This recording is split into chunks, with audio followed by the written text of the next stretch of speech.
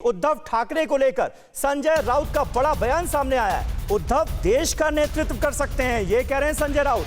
जरूरत पड़ी तो देश का नेतृत्व कर सकते हैं उद्धव ठाकरे। सबको साथ लेकर चलने वाले नेता हैं उद्धव। मुख्यमंत्री बनना उद्धव का सबसे बड़ा यश करार दिया है संजय राउत ने। कहना क्या चाह रहे हैं संजय राउत, सुनते हैं।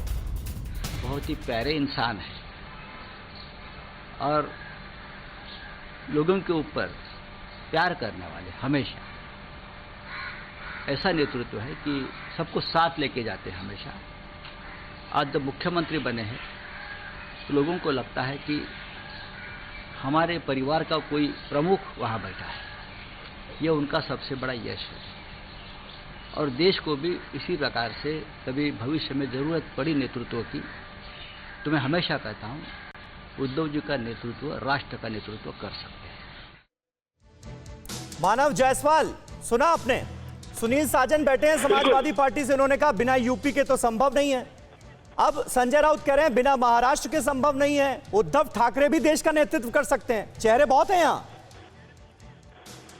बिल्कुल सर, जैसे 26 एमपी वाले सीट के नेता जो बैकडोर से एंट्री करके कभी सीएम बने थे, वो आज हमारे प्रधानमंत्री बन सकते हैं। और जो सिंह सर ने जो बोला कि भैया ये जो 42 सीटों वाली जो नेत्री है वो प्रधानमंत्री नहीं बन सकती। मेरा बोलने का मतलब ये है सर कि यूपी हो, महाराष्ट्र हो, ये सब तो देश के हिस्से है सर।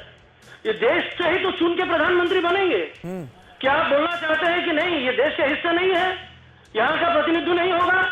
ऐसा तो नहीं है। आज हमारी नेत्री ने दिखा दिया है कि जिस तरीके से जो अहंकारी सरकार है, बार बार मुझे बोलना पड़ता है क्योंकि इनके अलावा इनके पास कुछ और है ही नहीं। इनके पास तो सारे तंत्र हैं। अभी पेगासस जैसा नया तंत्र इन्होंने लिया है सर, लिया है कि नहीं ये क्लेम भी नहीं कर पा रहे। अब देखिए सर, दुविधा क्या है कि हमने चोरी की है, पकड़ा जा रहे हैं, लेकिन हम बोल नहीं पा रहे हैं कि ये अच्छे चीजों के लिए लिया है कि बुरे चीजों के लिए लिया है। क्योंकि पेगासस का मूल अर्थ है कि भाई जिस तरीके से किसी भी देश को, किसी के देश के अपने सॉवरेनिटी के ऊपर चिंता हो या खतरा हो, उसके लिए पेगासस यूज किया जाता है। लेकिन ये तो देशवासियों की गोपनीयता को छीनना चाहते हैं। आज तो मिथ हो गया है, एक तरह का भ्रम हो गया है कि हमारा कोई प्राइवेसी भी है, हम आप स्वतंत्र है कि नहीं। ये प्रदीप सिंह जी, लेकिन एक चेहरे पर एकमत होना आज की तारीख में ये ऑपोजिशन के लिए कितनी बड़ी चुनौती है आपके हिसाब से? चेहरे तो देखिए बहुत हैं, एक लंबी फहरिस्त है। अब उद्धव ठाकरे का नाम भी संजय राउत आगे कर रहे हैं। देखिए, ये इस तरह की एकता मेढक तोलने के बराबर है। मैं बार बार कह रहा हूं, अतीत से सबक लीजिए। जो विपक्ष की सबसे बड़ी पार्टी है उसका नेतृत्व होगा, तभी इस तरह का कोई गठबंधन, इस तरह का कोई मोर्चा सफल होने की उम्मीद कर सकता है। कांग्रेस के पास अगर नेतृत्व नहीं होगा विपक्ष का तो आप मान कर चलिए शुरू होने से पहले ये बिखर जाएगा शिराजा।